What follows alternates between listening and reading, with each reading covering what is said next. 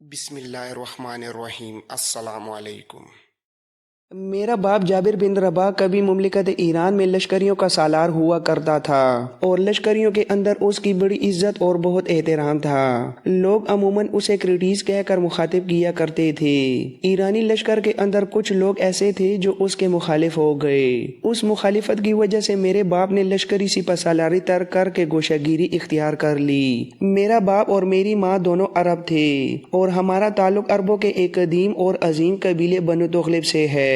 لشکر کی سپہ سالاری چھوڑ کر میرا باپ مجھے اور میری ماں کو لے کر واپس عرب کے صحراؤں کی طرف چلا گیا۔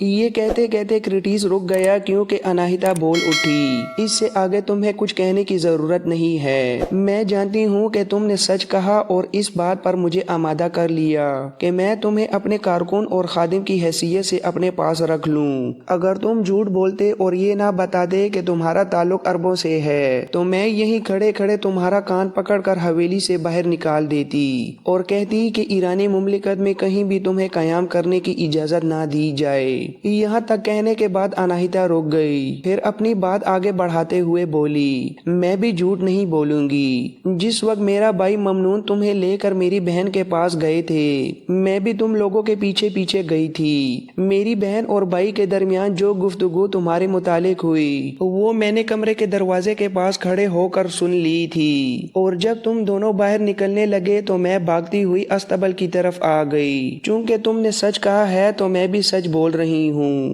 اب آئندہ کبھی میرے ساتھ جھوٹ نہ بولنا۔ اگر تم جھوٹ بولو گے تو سزا وہ ہوگی جو شاید تم برداشت بھی نہ کر سکو۔ یہ کہہ کر لمحہ بھر کے لیے اناہیتا خاموش ہوئی اور غور سے اپنی بڑی بہن برسین کی طرف دیکھتی رہی، پھر آگے بڑھی اور برسین کے شانے پر بڑے پیارے انداز میں اپنا سر رکھ کر ہلکے لہجے میں دھیمی سی آواز میں کہنے لگی، میری بہن آپ بھی خوب ہیں۔ آپ نے اس نوجوان کو ترغیب دی تھی کہ میرے سامنے جھوٹ بولے اور یہ ظاہر نہ کرے کہ یہ عرب ہے۔ آپ نے ایسا کیوں کیا؟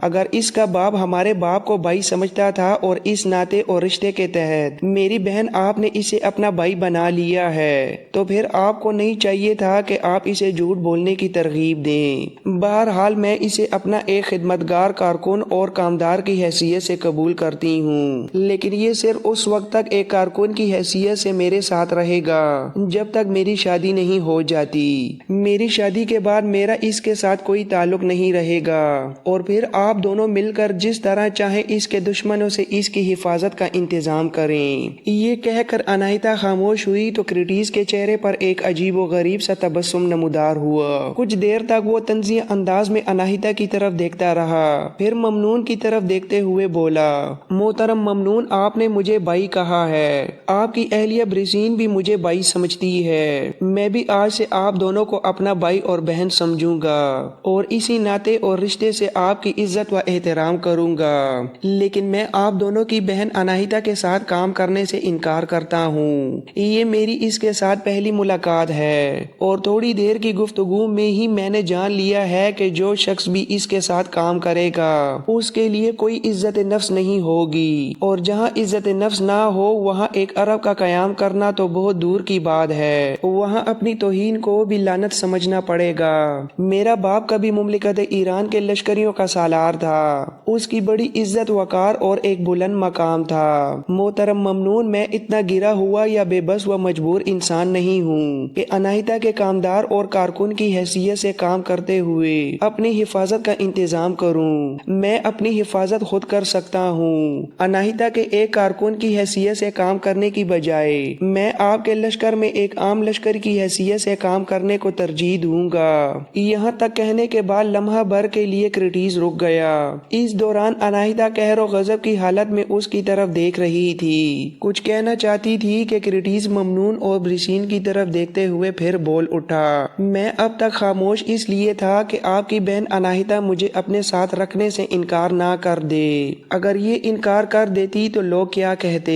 یہ کہتے کہ میں اتنا ناکارہ انسان ہوں کہ ممنون کی بہن اناہیتا نے مجھے اپنے کارکن کی حیثیت سے رکھنے سے انکار کر دیا۔ اب جب کہ مجھے یہ اپنے کارکن اور کارندے کی حیثیت سے اپنے ساتھ رکھنے کے لیے تیار ہے تو میں انکار کرتا ہوں۔ یہ کہہ کر کرٹیس رکا اور دوبارہ ان کی طرف دیکھتے ہوئے بولا، محترم ممنون اور میری بہن برسین، آپ دونوں برا نہ مانیں، میں ایسی جگہ کام نہیں کر سکتا جہاں عزت نفس نہ ہو۔ اناہیتا کے ساتھ چند لمحوں کی گفتگو میں ہی میں نے اندازہ لگا لیا کہ جو شخص بھی اس کے ساتھ کام کرے گا اسے اپنے ضمیر کو مردہ کر کے اس کا ساتھ دینا ہوگا۔ محترم ممنون، انسان کا ضمیر اس کے جسم کے اندر ایک قاضی کی حیثیت رکھتا ہے۔ جب آپ انصاف کرنے والے قاضی ہی کو ختم کر دیں گے، یعنی اپنے ضمیر کو مردہ بنا لیں گے، تو میرے خیال میں ایسے جینے پر لعنت ہے۔ اس کے علاوہ میں نے اناہیتا کے مزاج کو بھی سمجھ لیا ہے۔ ایسے مزاج والی لڑکیاں قدم قدم پر دوسروں کی ذلت اور اناعت کرتے ہوئے خوشی محسوس کرتی ہیں۔ محترم ممنون، میں عرب ہوں۔ عربوں کے بارے میں مشہور ہے کہ وہ اونٹ کی طرح منتقم مزاج ہوتے ہیں۔ اگر آپ اونٹ کو ناجائز طور پر تنگ کریں یا اس پر ظلم و ستم ڈھائیں تو ظلم کرنے والا چاہے اس کا مالک ہی کیوں نہ ہو، موقع پا کر اس کا سر چبا کر اسے ختم کر دے گا۔ یہی حالت ہم عربوں کی بھی ہے۔ وہ شخص یا قوم جو ہماری اناعت کا سامان کرتی ہے، ہم اپنی عزت نفس کے لیے اس کے خلاف اٹھ کھڑے ہوتے ہیں۔ ان حالات میں آپ کی بہن اناہیتا کے ساتھ کام نہیں کر سکتا۔ اگر اس کے ساتھ کام کرتے ہوئے کسی موقع پر اس نے میری ناجائز اناعت کرنے کی کوشش کی تو پھر شاید ہم دونوں کا انجام برا ہو۔ میں اس کے خلاف حرکت میں آ جاؤں گا اور اس کے بعد آپ لوگ میرے خلاف حرکت میں آئیں گے۔ اس طرح ہم دونوں ہی کا خاتمہ ہو جائے گا۔ ایسی صورت پیدا ہونے سے بہتر ہے کہ میں اس کے ساتھ کام ہی نہ کروں، لہٰذا جو پیشکش آپ کر رہے ہیں میں اس سے انکار کرتا ہوں۔ کرٹیس رکا اور دوبارہ اپنی بات آگے بڑھاتے ہوئے بولا، محترم ممنون، اگر آپ کے لشکر میں کوئی جگہ ہو تو مجھے ایک عام لشکری کی حیثیت سے اپنے لشکر میں شامل کر لیں۔ میرا امتحان لیجئے گا۔ تیغ زنی، تیر اندازی اور دوسرے حرب و ضرب کے فنون میں اگر میں آپ کے معیار پر پورا اتروں تو جو بھی منصب آپ انصاف سے مجھے دیں گے میں اسے قبول کر لوں گا۔ بہرحال میں اپنی بہن برسین اور آپ لوگوں کی بہن اناہیتا کے سامنے کہتا ہوں کہ آپ کے پاس جو سب سے اعلیٰ اور اونچے درجے کے تیغزن ہیں ان میں سے دو کا بیک وقت میرے ساتھ مقابلہ کرا دیں۔ اگر میں ان دونوں کو شکست نہ دے سکا تو آپ مجھے دھکے دے کر یہاں سے نکال دیجئے گا، میں واپس صحرائے عرب کی طرف چلا جاؤں گا۔ یہ کہہ کر کرٹیس خاموش ہو گیا۔ پھر اچانک وہ کچھ کہے بغیر استبل کی طرف بڑھا۔ پہلے اپنے گھوڑے کو دانا چڑھایا اور اس پر زین کس لی۔ یہ صورتحال دیکھ کر ممنون بھی استبل میں داخل ہوا۔ کرٹیس نے کچھ نہ کہا، اپنے گھوڑے پر زین ڈالی اور اسے دہانا چڑھایا۔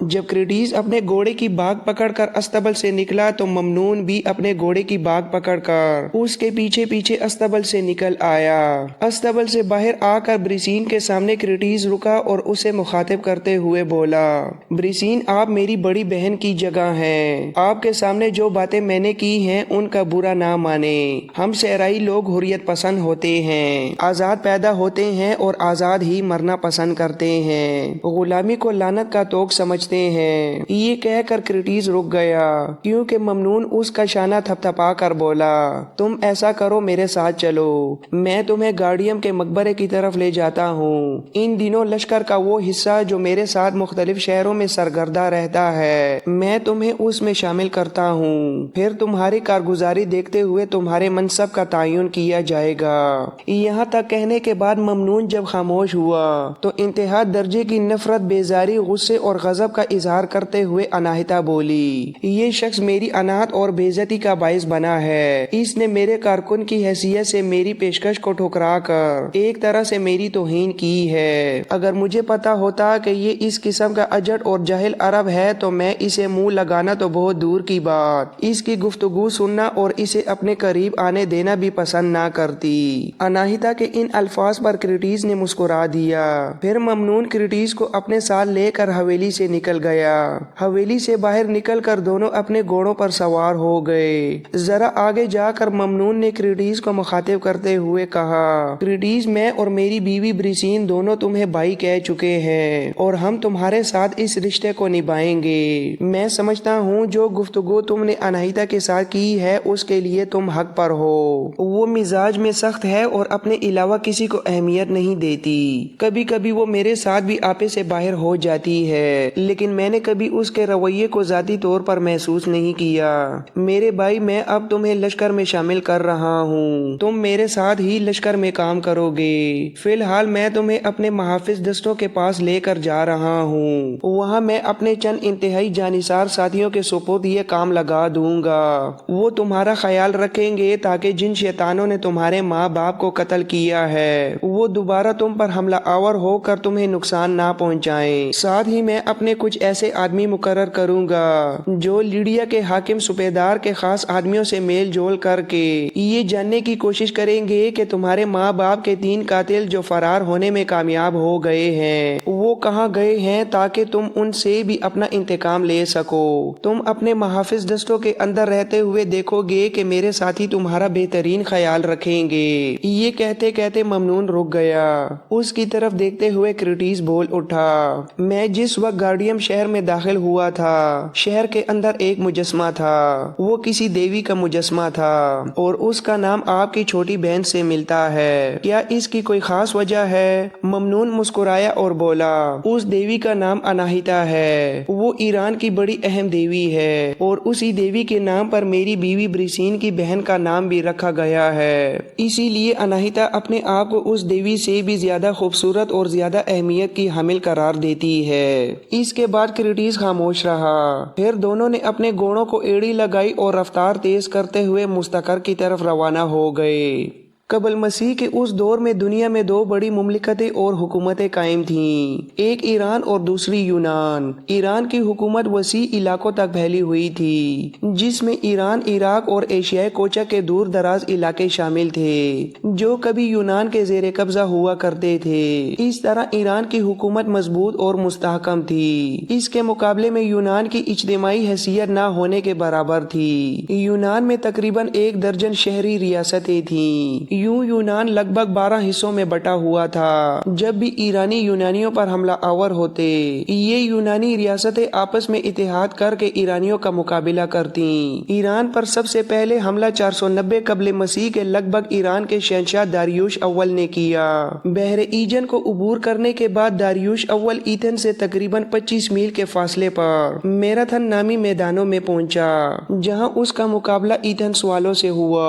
ایتھنز والوں نے ایران کے شہنشاہ داریوش اول کو اس جنگ میں شکست فاش دی۔ یونانیوں کے مقابلے میں جب ایرانیوں کو شکست ہوئی اور ایتھنز والے فتح مند رہے تو ایتھنز کے لشکر کا ایک سپاہی فتح کی خوشخبری سنانے کے لیے میدان جنگ سے بھاگا۔ اس سپاہی نے 25 میل کا فاصلہ بھاگتے ہوئے طے کر کے ایتھنز والوں کو ایران کے خلاف یونان کی فتح کی خوشخبری سنائی، اور خوشخبری سنانے کے فوراً بعد وہ بہادر سپاہی بیچارہ فوت ہو گیا۔ ایتھنز کے اس لشکری سے فتح کی خوشخبری سن کر اہل ایتھنز نے خوشیاں منائیں اور شہر کے دروازے کھول دیے۔ چونکہ اس لشکری نے میراتھن کے میدان سے 25 میل بھاگ کر اہل ایتھنز کو فتح کی خوشخبری سنائی تھی، اس لیے یونانیوں نے اس سپاہی کی یاد میں اپنی اولمپک کھیلوں میں میراتھن نام کی دوڑ شامل کر دی۔ میراتھن کا میدان اور اسی نام کا قصبہ آج بھی یونانی اور ایرانی جنگوں کے سلسلے میں بڑی اہمیت رکھتا ہے۔ وہاں آج بھی جنگ میں مارے جانے والوں کا ایک قبرستان موجود ہے اور چھوٹا سا ایک عجائب گھر بھی بنایا گیا ہے۔ میراتھن کی جنگ میں لگ بھگ 6000 ایرانی مارے گئے، جبکہ یونانیوں کا نقصان اس کے مقابلے میں بہت کم تھا، ان کے صرف 192 لشکری جنگ میں ہلاک ہوئے۔ داریوش اول کے بعد ایران کے شہنشاہ زرکیسس نے یونان پر حملہ کیا۔